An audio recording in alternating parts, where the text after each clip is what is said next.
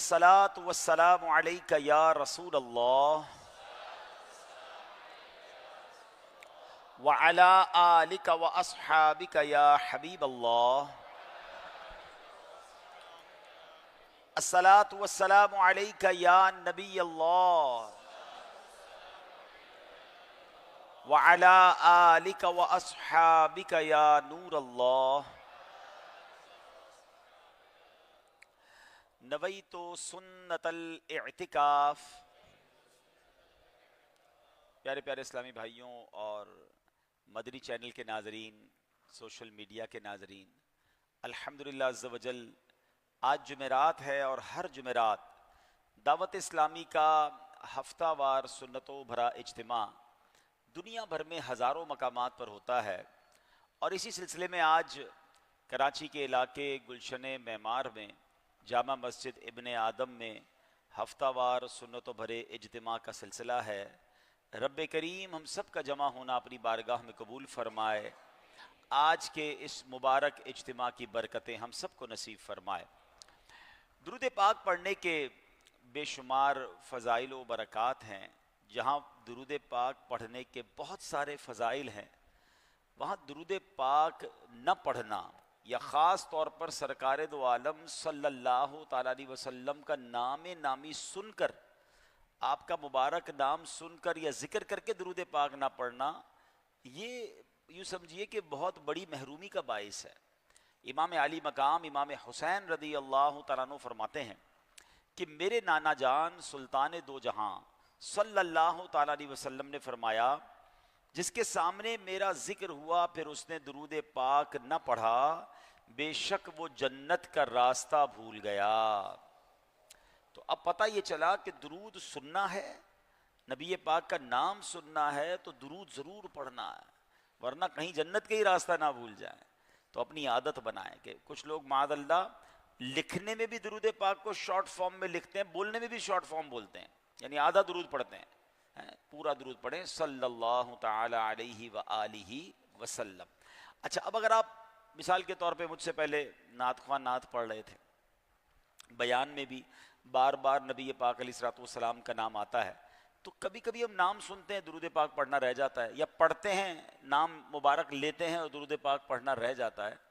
تو علماء اس کا بڑا پیارا حل بتاتے ہیں کہ بندہ پورے دن میں ایک مخصوص مقدار میں، مثال کے طور پہ 100 بار 200 بار، اللہ توفیق دے تو 313 یا اس سے زیادہ بار درود پاک پڑھ لے، تو جو دن بھر میں نبی پاک علیہ الصلوۃ والسلام کا نام سنا اور درود نہ پڑھ سکا، تو یہ اس کا قائم مقام ہو جائے گا، اس کا آلٹرنیٹو ہو جائے گا.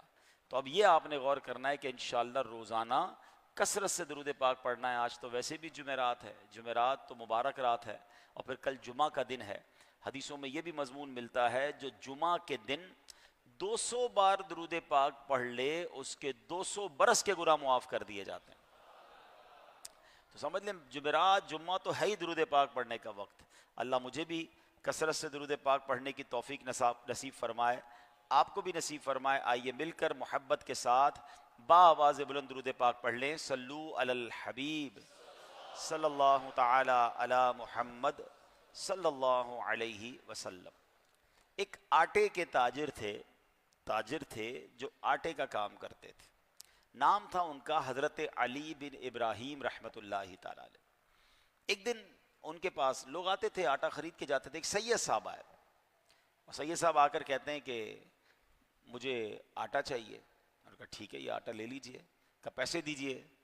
کہا ایسا کرے، پیسے تو میرے پاس نہیں ہیں، آپ یہ قرض میرے نانا جان سرکار دو عالم علیہ الصلوۃ والسلام کے نام پر لکھ لیجئے. اب ان کو سید نے جب ایسی بات کہی تو عاشق رسول تھا آٹے والا، کہتا ٹھیک ہے. یہ بات اور سیدوں کو پتہ چلی ہیں. اب ہر تھوڑے دنوں بعد کوئی سید آتا، کہتا غریب جو تھے وہ کہتا آٹا دے دیں، قرض لکھ دیں نبی پاک علیہ الصلوۃ والسلام کے نام پر. اور یہ بندہ بانٹتا رہتا. سیدوں کی بڑی تعظیم، سیدوں کے ساتھ بڑا اچھا برتاؤ.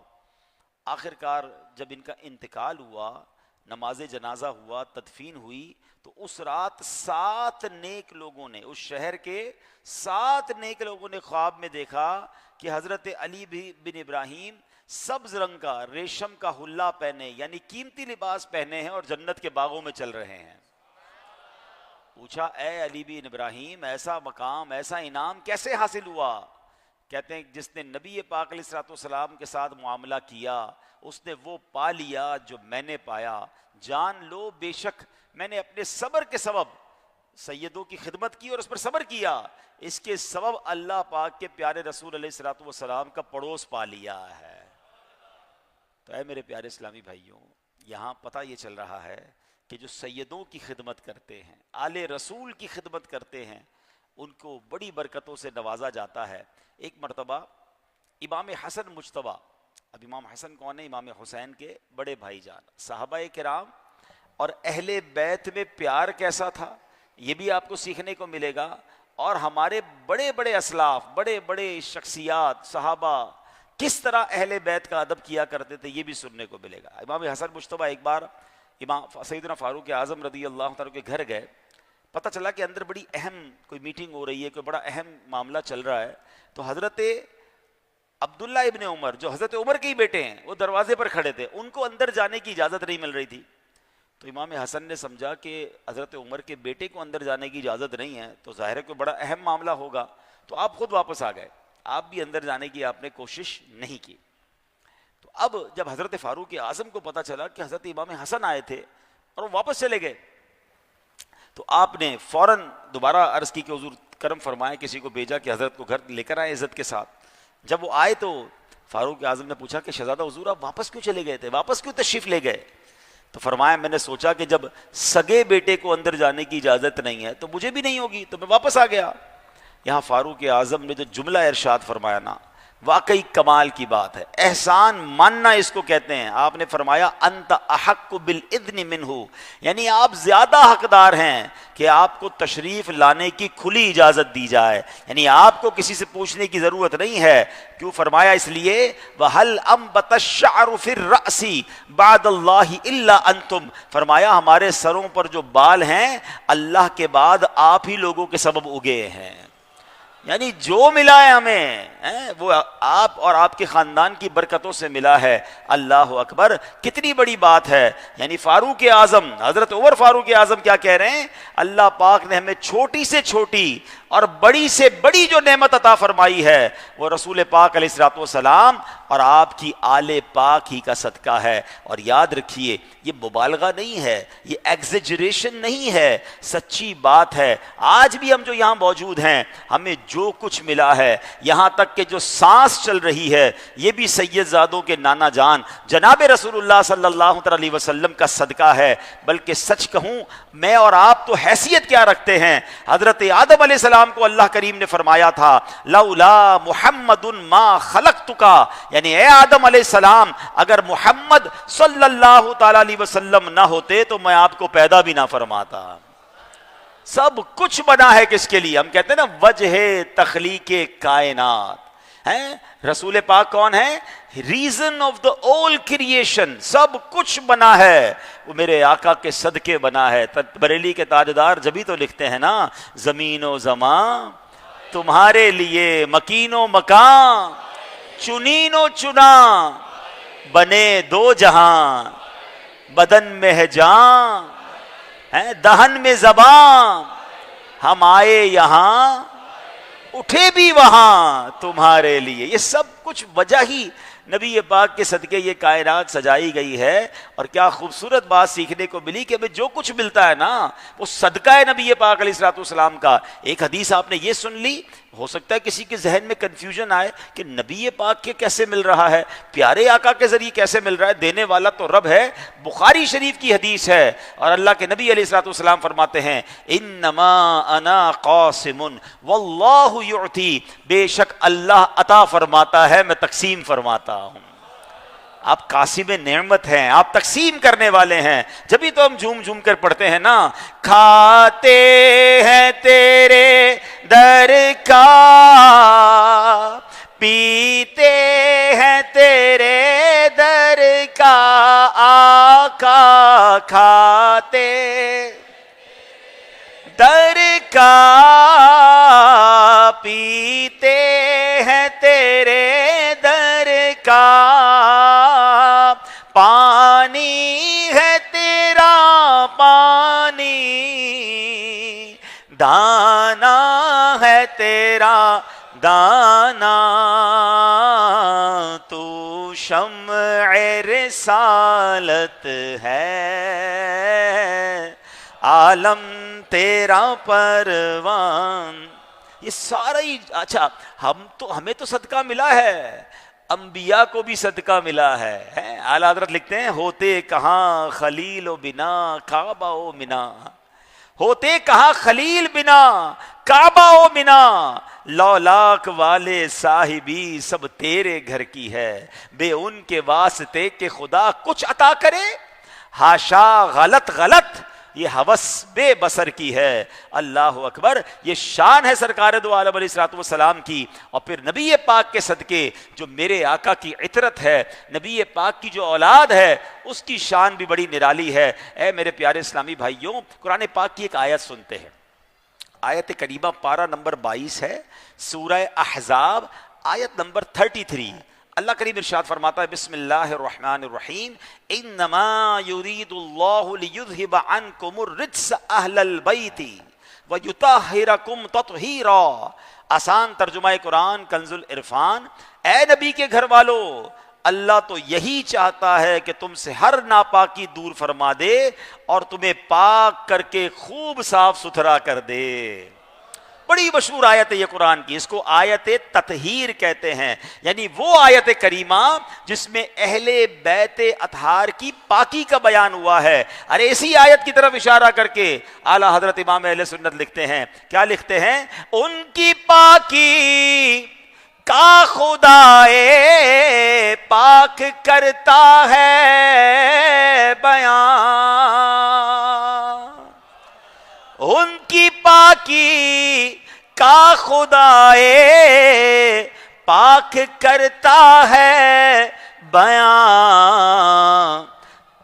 آیا تطہیر سے ظاہر ہے شان اہل بیت، جن کی پاکی کا قرآن بیان کر رہا ہے. ان ہستیوں کے بارے میں تو آپ سوچیں نا. اللہ اکبر. اچھا، اب یہاں ایک دو باتیں اس آیت کے تحت ذہن میں رکھنی ہے. قرآن کریم کے سیاق و سباق یعنی اگلی اور پچھلی آیتوں میں اہل بیت سے مراد نبی پاک علیہ الصلوۃ والسلام کی ازواج پاک ہیں، کیونکہ اس جگہ انہی سے خطاب ہے، انہی کو پردے کا حکم دیا جا رہا ہے. لہٰذا قرآن کی روشنی میں اس آیت میں اہل بیت سے مراد محبوب پاک علیہ الصلوۃ والسلام کی ازواج ہیں، یعنی امہات المومنین، جو مومنین کی مائیں ہیں. پھر پیارے آقا علیہ الصلوۃ والسلام نے سیدہ فاطمہ الزہرا، مولا علی شیر خدا، امام حسن اور امام حسین اور دیگر اولاد پاک کو بھی اس میں شامل فرمایا. لہٰذا حدیث شریف کی روشنی میں اس فضیلت میں اولاد پاک بھی شامل ہے. اب یہاں میرے اور آپ کے ایمان کے لیے کیا ضروری ہے؟ اب ذرا یہ بہت اہم بات میں کہنے جا رہا ہوں کہ نبی پاک سے محبت وہ تو ایمان کے لیے سب سے زیادہ ضروری ہے. یہ تو امید ہے کہ سب نے کئی بار سنا ہوگا. ہم جمعے کے خطبے میں بھی سنتے ہیں نا، الا لا ایمان لمن لا محبت لا. جملہ یاد آ رہا ہے؟ کچھ سب کو یاد آ رہا ہے، معنی شاید بہت تھوڑوں کو پتا ہوگا. یہ الگ مسئلہ ہے کہ جمعے کا خطبہ آدھا یاد ہو گیا سن کے، مگر امام صاحب کہتے کیا ہیں پتہ نہیں ہے. اللہ کے بندو، کبھی تو اس کا ترجمہ پڑھے نا. ماشاءاللہ اب تو انٹرنیٹ کا زمانہ ہے، ورنہ کتابیں آ گئی ہیں خطبات رضویہ کی. بہت خوبصورت خطبہ ہوتا ہے. ویسے جمعے کا یہ موضوع میرا نہیں ہے، ورنہ اگر جمعے کے خطبے کے ترجمے کو ہی بیان کیا جائے نا، ایک شاندار بیان ہے اس میں، شاندار نصیحت ہے. تو یہ جملہ سنتے ہیں نا، الا لا ایمان لمن لا محبت لا. اس کا مطلب کیا ہے؟ سن لو، اس کا ایمان نہیں ہے جس کے دل میں نبی پاک سے محبت نہیں ہے. محمد کی محبت دین حق کی شرط اول ہے. the first condition، محمد کی محبت دین حق کی شرط اول ہے. اسی میں ہو اگر خامی تو سب کچھ نامکمل ہے. کی محمد سے وفا تو نے تو ہم تیرے ہیں، یہ جہاں چیز ہے کیا لوح و قلم تیرے ہیں. ایمان کمپلیٹ ہی نہیں ہوتا جب تک نبی پاک سے محبت نہ کی جائے. مگر کیا نبی پاک کی اولاد سے بھی محبت ہمارے ایمان کے لیے ضروری ہے؟ اب ذرا غور سے سنیے کہ قرآن پاک کی ایک اور آیت کون سی ہے؟ آیت نمبر ہے 23، سورت کا نام سورہ شورا اور پارہ نمبر ہے 25. میرا رب قرآن مجید میں ارشاد فرماتا ہے بسم اللہ الرحمن الرحیم قل لا اسألکم علیہ اجرا الا المودۃ فی القربى. ترجمہ کنز العرفان، تم فرماؤ، یعنی اللہ اپنے حبیب سے فرما رہا ہے کہ محبوب تم فرماؤ میں اس پر تم سے کوئی معاوضہ طلب نہیں کرتا مگر قرابت کی محبت. بڑی گہری بات ہے.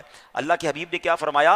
علامہ بغوی رحمۃ اللہ تعالی علیہ اس آیت کے تحت لکھتے ہیں کہ اے محبوب آپ فرما دیجئے اے لوگوں میں تمہیں دین سکھاتا ہوں، تمہاری دنیا اور آخرت کی بھلائیاں تم تک پہنچاتا ہوں، اس پر میں تم سے کوئی اجر کوئی بدلہ نہیں چاہتا، البتہ میں تمہیں قرابت داری کی محبت کی نصیحت کرتا ہوں. کیا اس سے مطلب کیا ہوا کہ جو ساری دنیا میں دین پھیلا، سب کی ہماری اصلاح ہو رہی ہے، ہم تک قرآن پہنچایا، رب کا پیغام پہنچایا، اتنی میرے آقا نے قربانیاں دی. آقا فرماتے میں تم سے کوئی اس کا بدلہ نہیں چاہتا، مجھے تحفے نہیں چاہیے، مجھے مال نہیں چاہیے، ہاں میں ایک چیز کی تمہیں وصیت کرتا ہوں. اور وہ کیا فرمایا؟ البتہ میں تمہیں قرابت داری کی محبت کی نصیحت کرتا ہوں. یعنی پیارے آقا علیہ الصلوۃ والسلام کی محبت، آپ کے رشتہ داروں کی محبت، یہ دین کے فرائض میں سے ہے. اللہ اکبر. میرے نبی نے ہم سے ایک چیز فرمایا ہے کہ مجھے اگر دینا ہے تو میرے گھر والوں سے، میرے بچوں سے، میری آل سے محبت کرنا.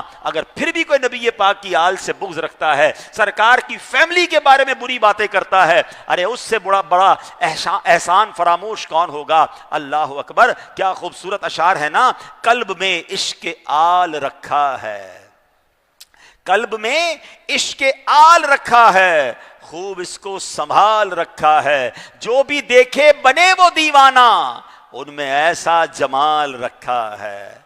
اچھا پھر پیارے آقا علیہ الصلوۃ والسلام کے ان فرمان اور نبی پاک کا یہ سمجھانا صحابہ کو اور ہمارے اہل بیت کی محبت جس طرح نبی پاک نے بتائی، پھر بزرگان دین نے عمل کیسا کیا. اب ذرا واقعہ سنیے گا. 7ویں صدی کے بزرگ ہیں، ابھی ہم 15ویں صدی میں ہیں، آلموسٹ 800 سال پرانے بزرگ. ان کا نام کیا ہے؟ امام حافظ محب الدین طبری رحمۃ اللہ تعالی علیہ. بہت علمی شخصیت تھے، علم حدیث میں آپ کا بہت بڑا مقام. آپ ایک روایت ذکر کرتے ہیں، لکھتے ہیں ایک مرتبہ امام حسن مجتبی رضی اللہ تعالیٰ عنہ کی طبیعت ناساز ہو گئی، آپ بیمار ہو گئے. پھر دوبارہ یاد ہے نا امام حسین کے بڑے بھائی ہمارے سر کے تاج شہزادہ امام حسن مجتبی بیمار ہو گئے. اب جو مسلمانوں کے دوسرے خلیفہ حضرت فاروق اعظم، انہوں نے حضرت زبیر بن عوام سے کہا آئیے ہم چلتے ہیں اور شہزادہ حضور امام حسن مجتبی کی عیادت کرتے ہیں. حضرت زبیر بن عوام یہ بھی صحابی رسول ہیں اور سارے ہی صحابہ الحمدللہ نیکیوں کے حریص ہیں، البتہ اس وقت ان کی کوئی مصروفیت تھی. حضرت زبیر بن عوام نے معذرت کی کہ میں ابھی ساتھ نہیں چل سکتا. تو حضرت عمر نے پتہ کیا فرمایا؟ اے زبیر کیا آپ نہیں جانتے کہ بنو ہاشم کی عیادت کے لیے جانا سنت ہے اور ان کی زیارت کرنا نفل عبادت ہے. ہائے ہائے ہائے سبحان اللہ. اعلیٰ مولانا حسن رضا خان صاحب لکھتے ہیں نا، کس زبان سے ہو بیان عز و شان اہل بیت، مدح گوئے مصطفیٰ ہے مدح خان اہل بیت. کیسی نرالی شان ہے آل رسول کی، صرف زیارت کر لے بندہ تو اس کو نفل عبادت کا ثواب مل جاتا ہے. تو اللہ پاک ہمیں توفیق بخشے. دیکھیں ہمیں پنجتن پاک کی صحبت تو نہیں ملی، ہم نبی پاک کے زمانے میں تو نہیں تھے نا، مگر آج بھی ہمارے درمیان سادات کرام موجود ہیں، آج بھی ہمارے درمیان آل رسول موجود ہے اور دنیا بھر میں موجود ہے، اور یہ بھی ان کی خصوصی شان ہے. یزید پلید نے سادات کرام کو مٹانے کی ناپاک کوشش کی، وہ خود مٹ گیا، مگر آج بھی دنیا کے کونے کونے میں حسینی اور حسنی سید موجود ہیں. مٹانے والا مٹ گیا، جس کو مٹانا آیا تھا، جس کو تباہ کرنے وہ آئے تھے، وہ کیسے آباد ہوئے کہ آج پوری دنیا میں ان کی آل موجود ہے. جبھی تو شاعر لکھتے ہیں نا کہ قتل حسین اصل میں مرگ یزید ہے. یہ بات، یہ فلسفہ سمجھ جائیے گا. آج کل کیا ہوتا ہے، پچھلے دنوں دنیا میں کچھ جنگیں ہوئیں، سوشل میڈیا پہ اس کا بڑا تذکرہ ہوا، تو لوگ کیلکولیٹ کیسے کرتے ہیں، اچھا بھائی یہ بتاؤ کس ملک کے کتنے جہاز گرے، کس ملک کے کتنے جناب ہڈے تباہ ہوئے، کس ملک میں کتنے لوگ مارے گئے، تو پھر طے کرو کون سا ملک جیتا ہے. جس کا زیادہ نقصان ہوا وہ ہار گیا، جس کا نقصان کم ہوا وہ جیت گیا. یہ دنیا میں اعداد و شمار اسٹیٹسٹکس اسی طرح بنائے جاتے ہیں نا. مگر یہ عجیب جو ہے وہ جنگ ہے، بیسیکلی اس کو جنگ بھی نہیں کہہ سکتے، امام حسین تو لڑنے گئے نہیں تھے، مگر اگر آپ غور کریں تو اعداد و شمار میں امام حسین والوں کا تو زیادہ لاس ہوا تھا، نقصان تو ان کا زیادہ ہوا، تقریباً سارے مرد شہید ہو گئے سوائے ایک دو کے، ادھر ہزاروں یزیدی واپس گئے ہیں، یہاں تو خواتین بیوہ ہو گئیں، بچے یتیم ہو گئے۔ لیکن مجھے بتاؤ نا، جو یزید کا نام لینے والا کون ہے؟ کون کہتا ہے کہ وہ جیت گیا؟ کون کہتا ہے کہ کامیابی نصیب ہوئی؟ دنیا بھر میں صدیاں گزر گئی، لوگ اسے لعنت دے رہے ہیں، یزیدیوں کو لعنت مل رہی ہے، اور ساری دنیا میں اگر دلوں پر راج ہے تو امام حسین کا راج ہے۔ یزیدی فوج برباد ہو گئی، ان کی سوچ برباد ہو گئی، شہید امام حسین ہوئے مگر دفن یزیدی سوچ ہو گئی۔ تبھی تو شاعر لکھتا ہے کہ قتل حسین اصل میں مرگ یزید ہے، اسلام زندہ ہوتا ہے ہر کربلا کے بعد۔ تو ہمیں بھی یہی سوچنا ہے، تھوڑے ہیں یہاں تو یار غلط کام زیادہ ہو رہا ہے، سارے ہی کر رہے ہیں، میں اکیلا کیا کر سکتا ہوں، میں بھی انہی کے ساتھ ہو جاتا ہوں۔ امام حسین بھی یہی کر لیتے نا۔ اے حسینیوں، اے امام حسین سے محبت کرنے والوں، میرے امام یہ درس دے کر گئے ہیں، چاہے تعداد میں تم تھوڑے ہو مگر حق کے ساتھ کھڑے رہنا، باطل کے ساتھ مل نہ جانا، برائی کا ساتھ نہ دینا، ان کے آگے گھٹنے مت ٹیک دینا۔ بے شک تم کچھ کر نہ سکو مگر روز قیامت انشاءاللہ حسینی قافلے میں شامل ہو جاؤ گے۔ آج لوگ حرام کام پتہ ہے کیوں کرتے ہیں؟ ان کو شیطان کہتا کیا ہے؟ یار سارے ہی تو جھوٹ کہتے ہیں، میں اکیلا جھوٹ چھوڑ دوں گا تو کیا ہوگا؟ میری مارکیٹ میں سارے ہی تو حرام کام کر رہے ہیں، میں اکیلا اگر ملاوٹ نہیں کروں گا تو کیا فرق پڑ جائے گا؟ اچھا جناب سارے ہی بے حیائی کر رہے ہیں، میں اکیلا کر لوں گا تو کیا پرابلم ہو جائے گی؟ ارے کیا کرے جناب، معاشرے میں بھی تو رہنا ہے، بچوں کی خوشی کے لیے، دوستوں کی خوشی کے لیے۔ ہماری فیملی کا رسم و رواج ہی ایسا ہے کہ ہمیں ناچ گانے کرنے پڑتے ہیں۔ اللہ اکبر! ارے اتنے کمزور ایمان والے ہو گئے، ایک طرف کہتے ہو میں پنجتن کا غلام ہوں، اور جہاں غلط کام ہو رہا ہے وہاں ہار مان جاتے ہو، ان کے ساتھی بن جاتے ہو۔ نہیں میرے پیارے اسلامی بھائیوں، یاد رکھیے احادیث میں مضمون ملتا ہے، ایمان کے کچھ درجے بیان ہوئے حدیثوں میں، جس کا مضمون ہے کہ جب برائی ہوتا دیکھے، مومن وہ ہوتا ہے کہ جب برائی ہوتا دیکھے تو ہاتھ سے روکے۔ اب علماء نے اس کی ڈیفینیشن بیان کی کہ ہاتھ سے کون روک سکتا ہے؟ فرمایا جو حکمران ہے، قانون نافذ کرنے والے ادارے ہیں، اگر مجھے سن رہے ہیں وہ لوگ جن کو اللہ نے اقتدار دیا ہے، کنٹرول دیا، اب ہاتھ سے برائی کو روکیں۔ ایسا تو ایمان ہونا چاہیے نا۔ فرمایا اگر یہ نہیں کر سکتے تو پھر زبان سے روکے۔ اب زبان سے کون روکے گا؟ جو علماء ہیں، جو مبلغین ہیں، جن کو اللہ نے یہ مقام دیا ہے کہ ان کی بات سنی جاتی ہے۔ مجھے اگر سوشل میڈیا کے انفلوئنسر سن رہے ہیں کہ اگر آپ کو جناب اللہ نے لائکس دیے ہیں، فالوز دیے ہیں، لوگ آپ کو سن رہے ہیں، تو آپ کا کام یہ ہونا چاہیے کہ اپنی زبان سے برائی کو روکیں۔ مگر بدقسمتی یہ ہے آج تو لائک لیے ہی غلط کام کی دعوت دے کر ہے نا، برائی پھیلانے کے لیے تو لائک ملے ہیں، الٹے کام کریں گے، ناچ گانے کریں گے، حرام کام کریں گے تو ملین فالوورز ہو جائیں گے، خوب ڈالر آئیں گے۔ حالانکہ ایمان یہ کہتا ہے کہ اللہ نے بولنے کا موقع دیا ہے تو زبان سے روکو۔ اور سب سے آخری درجہ ایمان کا کیا فرمایا کہ اگر ہاتھ سے نہیں روک سکتے، زبان سے نہیں روک سکتے تو کم از کم دل میں برا جانے۔ مگر کیا دل میں برا جان رہے ہیں؟ یہ تیسرا درجہ بھی نہیں ہے اب تو لوگوں کے پاس۔ ذرا ڈھول تماشا شروع ہو جائے، مسجد کے باہر ہی شروع ہو جائے تو لوگ وہاں کھڑے ہو جائیں گے دیکھنے کے لیے، آتش بازی شروع ہو جائے، حالانکہ حرام ہے یہ جو فائر ورکس ہوتے ہیں لوگ نکل کے دیکھ رہے ہوتے ہیں۔ بھائی حرام کام کو آپ انجوائے کر رہے ہیں، جمع ہو رہے ہیں، ان کو اپریشیٹ کر رہے ہیں، دل میں کب برا جانو گے؟ بے حیائی کو دل میں کب برا جانو گے؟ ایمان کا سب سے ہلکا درجہ ہے۔ تو جو حسینی ہے وہ کیسے برائی کا ساتھ دے سکتا ہے؟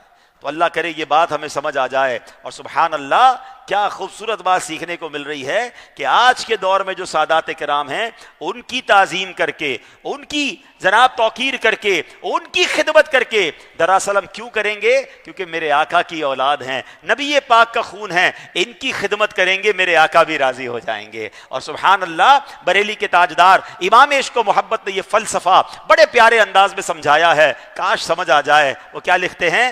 تیری نسل پاک میں ہے بچہ بچہ نور کا، تیری نسل پاک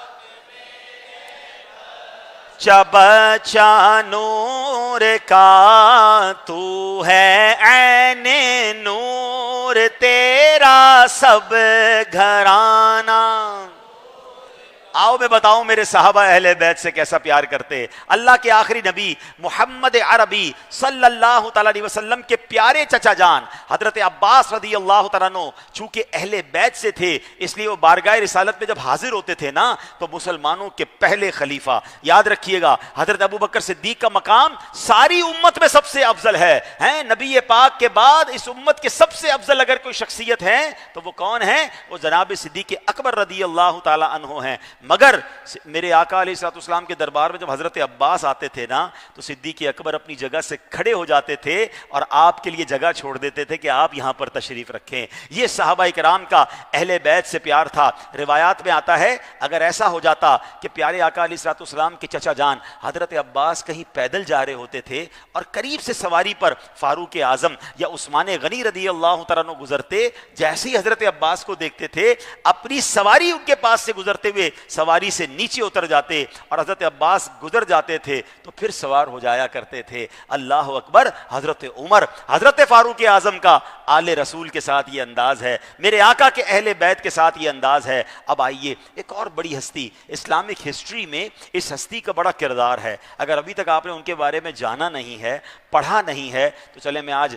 طلبہ بھی مجھے نظر آ رہے ہیں اور ماشاءاللہ بزنس کمیونٹی کے لوگ بھی نظر آ رہے ہیں. یہ بیان لائیو بھی ہو رہا ہے. خاص طور پہ وہ لوگ جو لیڈر بننا چاہتے ہیں یا اللہ نے کس کوئی مقام دیا ہے نا تو آپ کو حضرت عمر بن عبدالعزیز کو ضرور پڑھنا چاہیے.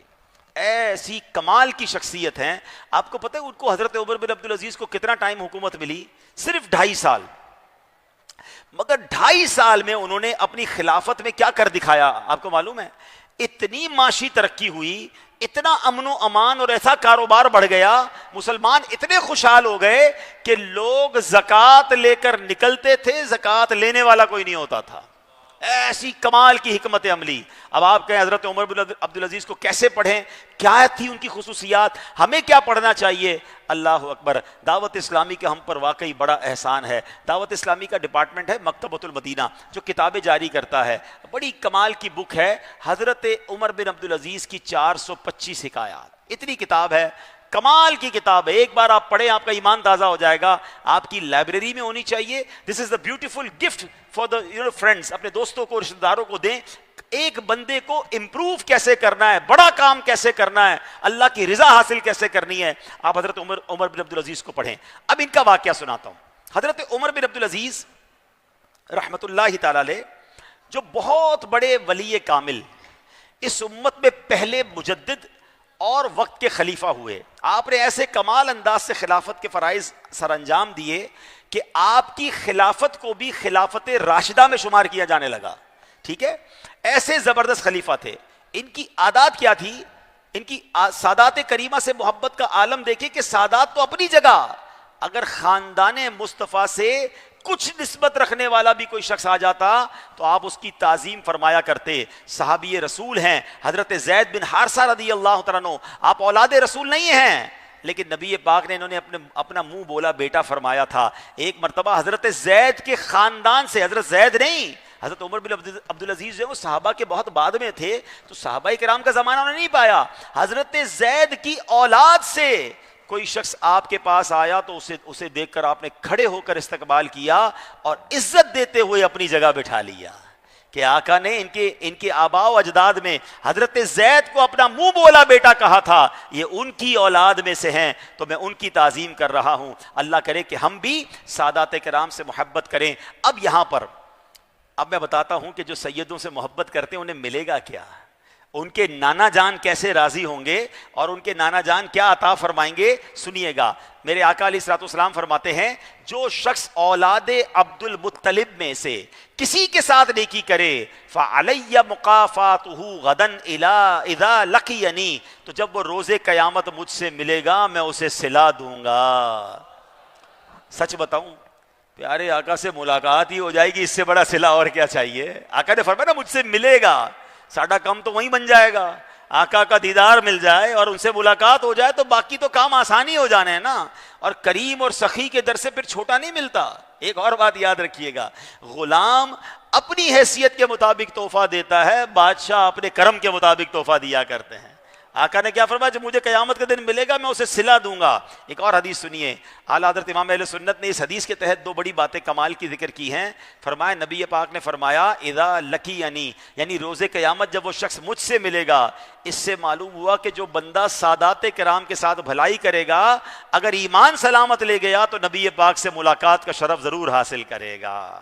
ہائے ہائے ہائے۔ اچھا، دوسری بات، ایک اور ایمان افروز نکتہ کہ نبی پاک وعدہ فرما رہے ہیں، جس نے اہل پاک کے ساتھ بھلائی کی، روز قیامت میں یعنی محمد مصطفیٰ صلی اللہ تعالی علیہ وسلم خود اس کا بدلہ عطا فرماؤں گا۔ تو پیارے آقا کی عطاؤں کا عالم کیسا ہے کہ میرے کریم سے گر قطرہ کسی نے مانگا، میرے قریب سے گر قطرہ کسی نے دنیا میں ہم کسی کو کہیں بڑا پریشان ہوں 10,000 روپے دے دو، وہ کہتا ہے 1000 لے لو۔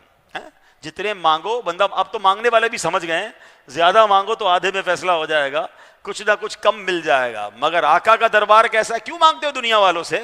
مانگو تو جناب باتیں بھی سناتے ہیں، مانگنا بھی نہیں چاہیے ویسے تو، اس کی تو الگ ایک بحث ہے کہ کون مانگ سکتا ہے، ہم کیوں کسی کے آگے سوال کریں؟ اللہ ہمیں ایسی خودداری دے دے، مانگنا ہے تو اللہ سے مانگیں۔ اللہ کی عطاؤں کو تقسیم کرنے والے رسول پاک سے عرض کریں، ارے ادھر تو قطرہ مانگو۔ پھر وہ کیا دیتے ہیں؟ میرے کریم سے گر قطرہ کسی نے مانگا، دریا بہا دیے ہیں مدنی نے، دریا دیے ہیں در بے بہا، در کہتے ہیں موتیوں کو، ہیں ہیروں کو، بے بہا بیش قیمت، ایکسپینسو، صرف قطرہ مانگنے پر دریا بھی بہائے اور موتی بھی عطا فرما دیے ہیں۔ دریا بہا دیے ہیں در بے بہا، سبحان اللہ۔ اب آگے چلتے ہیں، حضرت خواجہ غلام فرید رحمۃ اللہ تعالی، کوٹ بٹھن شریف والے بڑے بزرگ ہیں۔ ایک مرتبہ کسی نے لندن سے، یو کے سے آیا اور آپ کو ایک بڑی کمال کی گھڑی تحفے میں دی، پرانی بات ہے۔ اچھا، گھڑی بڑی قیمتی، بڑے آلات لگے ہوئے، اس میں بڑے قسم کی جو نا ٹیکنالوجی تھی، موسم کے متعلق معلومات تھی، آندھی اور زلزلے سے متعلق معلومات تھی، قبلے کی سمت بھی گھڑی سے معلوم کی جا سکتی تھی۔ یعنی اس وقت میں 25-30 ہزار روپے کی گھڑی تھی، یعنی اگر آج کے زمانے میں شاید ہو تو 50-60 لاکھ روپے کی گھڑی ہو، اتنی مہنگی گھڑی تحفے میں دی حضرت کو۔ ایک مرتبہ ایک سید صاحب نے فرمایا حضور یہ گھڑی مجھے دے دیں۔ غلام فرید صاحب نے فوراً گھڑی پیش کر دی۔ کسی مرید نے کہا حضور یہ گھڑی تو بہت قیمتی اور نایاب تھی، ایسی گھڑی دوبارہ نہیں مل سکے گی، آپ سید صاحب کو کچھ رقم دے دیتے، گھڑی نہ دیتے۔ ویسے بھی کیا معلوم کہ وہ سید ہیں کہ نہیں ہیں، آج کل لوگ یہ بھی تو کہتے ہیں نا کہ یار ہمیں کیا پتا یہ سید ہے کہ نہیں، کیوں مدد کریں اس کی۔ سنو، خواجہ غلام فرید نے فرمایا میں نے سید نام یعنی لفظ سید کا ادب کرتے ہوئے نذرانہ پیش کیا ہے، سید ذات کا نذرانہ پیش کرنے کی طاقت مجھ میں کہاں ہے، میں نے تو نام پر قربانی دی ہے، اب سید کوئی ہے نہیں، یہ میرا کام نہیں، میں نے تو نسبت والا کام کیا ہے اور یہی میری اوقات ہے۔ شاعر لکھتے ہیں نا، کیا پیش کریں جانا، کیا چیز ہماری ہے، یہ دل بھی تمہارا ہے، یہ جان بھی تمہاری ہے۔ ایک اور حدیث پاک سنتے ہیں، اللہ کے نبی علیہ الصلوۃ والسلام نے فرمایا اپنی اولاد کو 3 باتیں سکھاؤ۔ ہاں آج کل لوگ کہتے ہیں اولاد کو سکھائیں کیا، وہ کچھ سکھا دیا جس کی ضرورت نہیں تھی، بلکہ انہوں نے بہت کچھ خود ہی سیکھ لیا۔ نبی پاک علیہ الصلوۃ والسلام کیا فرما رہے ہیں؟ 3 باتیں سکھاؤ۔ نمبر 1 فرمایا اپنی اولاد کو اپنے نبی علیہ السلام کی محبت سکھاؤ۔ نمبر 2 اہل بیت کی محبت، اور نمبر 3 تلاوت قرآن۔ مسلم شریف کی روایت میں ہے نبی پاک نے فرمایا میں 2 عظیم چیزیں تم میں چھوڑے جا رہا ہوں، ان میں پہلی تو اللہ پاک کی کتاب ہے جس میں ہدایت اور نور ہے، تم اللہ پاک کی کتاب یعنی قرآن پر عمل کرو، اسے مضبوطی سے تھام لو۔ دوسرے میرے اہل بیت ہیں، اور 3 مرتبہ ارشاد فرمایا میں تمہیں اپنے اہل بیت کے متعلق اللہ پاک کی یاد دلاتا ہوں۔ اس قدر نبی پاک نے بار بار تاکید سے فرمایا کہ میرے اہل بیت کے معاملے میں اللہ سے ڈرنا، ان کی خدمت بھی کرو، ان کی برکتیں بھی لوٹو۔ نانا حسنین سلطان کونین صلی اللہ علیہ وسلم نے فرمایا لا یؤمن عبد حتی اکون احب الیہ من نفسہ وتکون عطرتی احب الیہ من عطرتہ۔ بڑی کمال کی بات ہے، فرمایا اس وقت تک کوئی کامل مومن نہیں ہو سکتا جب تک میں اس کو اپنی جان سے پیارا نہ ہو جاؤں۔ یعنی مجھے اپنی جان سے زیادہ کس سے پیار کرنا ہے؟ پیارے آقا سے پیار کرنا ہے۔ اور فرمایا میری اولاد اس کو اپنی اولاد سے زیادہ پیاری نہ ہو جائے۔ یعنی اپنے بچوں سے زیادہ، اپنی اولاد سے زیادہ اگر ہمیں کسی سے پیار کرنا ہے تو نبی پاک علیہ الصلوۃ والسلام کی اولاد سے پیار کرنا ہے۔ تو اے میرے پیارے اسلامی بھائیوں، اپنے بچوں کو محبت رسول کی تعلیم دیجئے، اپنے بچوں کو محبت اہل بیت کی تعلیم دیجئے، تلاوت قرآن سکھائیے، صحابہ اور اولیاء کرام کا ادب سکھائیے۔ میرا بچے کا ایمان اور عقیدہ ٹھیک ہوگا تو پھر مرنے کے بعد وہ بچہ میرے لیے صدقہ جاریہ کا باعث بنے گا نا۔ آج ہم کہتے ہیں میرا بچہ فلاں ڈگری سیکھ گیا، فلاں ڈپلوما کر لیا، فلاں کورس کر لیا۔ ارے بھائی یہ تو دیکھو سچا پکا مسلمان بنا کے نہیں، کہیں ایسا تو نہیں کہ وہ دین تو سیکھ نہیں رہا، دنیا میں سیکھ رہا ہے اور اس کا عقیدہ تو کہیں ڈسٹرب نہیں ہو گیا، اس کا ایمان تو متزلزل نہیں ہو گیا، کہیں ایسے دوست تو نہیں مل گئے جو صحابہ سے دور کر رہے ہیں، کہیں ایسی گیدرنگ میں تو نہیں بیٹھ رہا جو جناب اہل بیت کا بغض اتار رہے ہیں، کہیں ایسی ویڈیوز تو نہیں دیکھ رہا جس سے اولیاء کرام سے دور ہو رہا ہے۔ یہ مین چیز ہے جو ہر والد نے اپنے بچے کے لیے فکر کرنی ہے۔ ہم اس کے انجیکشنز تو ضرور لگاتے ہیں جب بچہ چھوٹا ہوتا ہے کہ اس کی ویکسینیشن ہو جائے، ہم اس کی بیماری پر بے قرار ہو کر ڈاکٹر کے پاس تو لے کر جاتے ہیں، مگر یہ کیوں نہیں چیک کر رہے یا کیوں نہیں سکھا رہے کہ اس کا دین اور اس کا عقیدہ کیسا ہے۔ اور آج کے دور میں تو معاملہ بڑا خطرناک ہے، ہر دوسرے آدمی کے ہاتھ میں موبائل ہے اور انٹرنیٹ پر جناب ہر قسم کا بندہ بیٹھا ہے۔ معاذ اللہ کچھ لوگ صرف صحابہ کی بات کرتے ہیں، اہل بیت کی بات نہیں کرتے، کچھ اہل بیت کی بات کرتے ہیں، صحابہ کو برا بھلا کہتے ہیں، کچھ اولیاء کرام سے دور کرنے کی کوشش کر رہے ہیں، اور کچھ معاذ اللہ دین اسلام کے بارے میں ہی سوال کھڑے کر رہے ہیں۔ کس والد کو فکر ہے، کس فیملی کو فکر ہے کہ بچے کیا دیکھ رہے ہیں، کیا سن رہے ہیں؟ خدارا اس بات کا دھیان رکھیے، اس بات کی فکر کیجئے، کیونکہ میں جب دنیا سے جاؤں گا تو میرے بچے کا ایمان، میرے بچے کا عقیدہ، اس کی نیکی انشاءاللہ مجھے کام آئے گی۔ تو سب سے پہلے ہمیں یہ کوشش کرنی ہے، اور پھر اس کے ساتھ ساتھ کوشش یہ کریں، دیکھیں بہترین تو یہی ہے کہ ہم اپنے بچوں کو زبردست عالم دین اور دین کا ایسا مبلغ بنا کر جائیں کہ میں چلا جاؤں، میرا بچہ لوگوں کو دین سکھاتا رہے اور مجھے قبر میں اس کا ثواب ملتا رہے۔ اور اگر یہ نہیں کر پا رہے، کرنا تو یہی چاہیے، نہیں کر پا رہے تو ایٹ لیسٹ اپنے بچوں کو، بچی ہو یا بیٹا ہو یا بیٹی ہو، 5 وقت کا نمازی ضرور بنائیے۔ آپ کو پتہ ہے اس کا فائدہ کیا ہوگا؟ ایک بار حضرت عیسیٰ علیہ نبینا علیہ الصلوۃ والسلام کہیں سے جا رہے تھے تو آپ نے قبر پر دیکھا کہ قبر میں عذاب ہو رہا ہے۔ تھوڑے عرصے بعد جب واپس آئے تو اس قبر میں نور کی بارش ہو رہی۔ اللہ کے نبی تھے، آپ قبر کے حالات جان لیتے تھے۔ تو اب کیا ہوا؟ آپ نے اللہ کی بارگاہ میں عرض کیا، میرے مولا یہ جو ہے اس بندے پر تو عذاب ہو رہا تھا، اب انوار و تجلیات کی بارش ہو رہی ہے۔ اللہ نے فرمایا اے عیسیٰ، یہ بندہ جب مرا تھا نا بڑا گناہگار تھا، اس کے گناہوں کی وجہ سے قبر میں عذاب ہو رہا تھا، مگر جب یہ مرا تھا تو اس نے ایک اپنی وائف کو، اپنی بیوی کو حاملہ یعنی پریگننٹ چھوڑا تھا۔ مرنے کے بعد اس کے یہاں بچہ پیدا ہو گیا، بچہ کچھ عرصے میں بڑا ہوا، مدرسے گیا تو قاری صاحب نے کہا بیٹا پڑھو بسم اللہ الرحمن الرحیم۔ بیٹے نے پڑھا بسم اللہ الرحمن الرحیم۔ اے عیسیٰ مجھے حیا آئی کہ جس کا بیٹا زمین کے اوپر مجھے رحمان اور رحیم کے نام سے پکار رہا ہے، اسی کے باپ کو میں قبر کے اندر، زمین کے اندر عذاب دوں۔ اے عیسیٰ میں نے اس بچے کے بسم اللہ پڑھنے کی برکت سے باپ سے عذاب قبر کو دور کر دیا۔ ایک بار بسم اللہ بیٹا پڑھے، باپ سے عذاب دور ہو جائے۔ جس کا بیٹا ماشاءاللہ روز 5 ٹائم نماز پڑھے، میں کہتا ہوں بچہ ہمارے لیے دعا نہ بھی کرے نا، صرف نمازی ہو، تو آپ کو پتہ کیا ہوگا؟ فجر میں 2 بار، ظہر میں کم از کم 3 بار، عصر میں 1 بار کم از کم، مغرب میں کم از کم 2 بار، عشاء میں کم از کم 3 بار، یہ 12-13 بار کم از کم، ورنہ اس سے زیادہ۔ جب وہ قاعدہ آخرہ میں بیٹھے گا، قبلہ روح ہوگا، وضو کے عالم میں ہوگا اور اللہ کی بارگاہ میں دعا کرے گا ربنا اغفر لی ولوالدی وللمؤمنین یوم یقوم الحساب۔ او والد کے تو مزے ہیں، فجر ہوگی تو اس کو تحفہ ملے گا ثواب کا، تیرے بیٹے نے دعا بھیجی ہے، ظہر ہوگی تو تیری بیٹی نے دعا بھیجی ہے۔ بناؤ تو صحیح نہ نمازی، فکر ہی نہیں ہے، خود باپ نماز نہیں پڑھ رہا تو بچے کہاں سے نماز پڑھیں گے؟ اگر آپ بچوں کو نمازی بنانا چاہتے ہیں تو پہلے خود نمازی بننا ہوگا، خدا کے واسطے نبی پاک کی کتنی پیاری نصیحت ہے، اپنے بچوں کو 3 چیزیں سکھاؤ. کیا فرمایا؟ نبی پاک کی محبت، اہل بیت کی محبت، تلاوت قرآن. سکھائیں گے تو بچے نیک بنیں گے نا. تو بچوں پر توجہ دینی ہے. یہ بچے ہمارا پھل ہیں، ہمارا سرمایہ ہیں. اور آج کے اس پرفتن دور میں دعوت اسلامی ہے جو بچوں سے لے کر بڑوں تک کے لیے، بزرگوں تک کے لیے، اسلامی بہنوں کے لیے، سب کے لیے تربیت کا موقع دیتی ہے.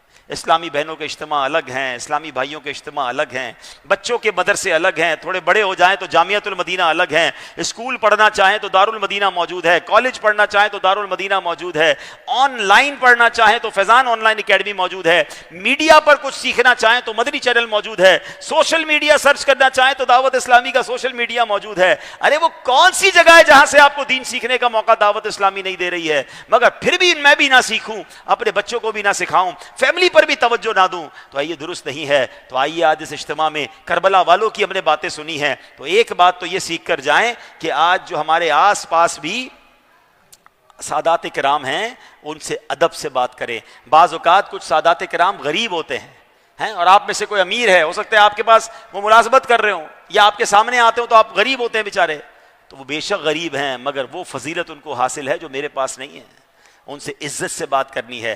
علماء نے کچھ آداب بیان کیے ہیں کہ سادات کرام کے آداب میں سے ہے کہ ان کے سامنے خود کو نہ دیکھیں، یعنی ان کے سامنے عاجزی اختیار کریں، اپنے آپ کو ان کے اوپر ترجیح نہ دیں، پریورٹی ان کو دیں. سید صاحب چاہے بے علم ہوں پھر بھی ان کا ادب بجا لائیں. اللہ اکبر. اللہ کرے کہ ہم سچی اہل بیت کی غلامی اختیار کریں. اب آخری بات سن لیتے ہیں. روایت ہے ایک دن حضرت امیر معاویہ رضی اللہ عنہ خطبہ دے رہے تھے.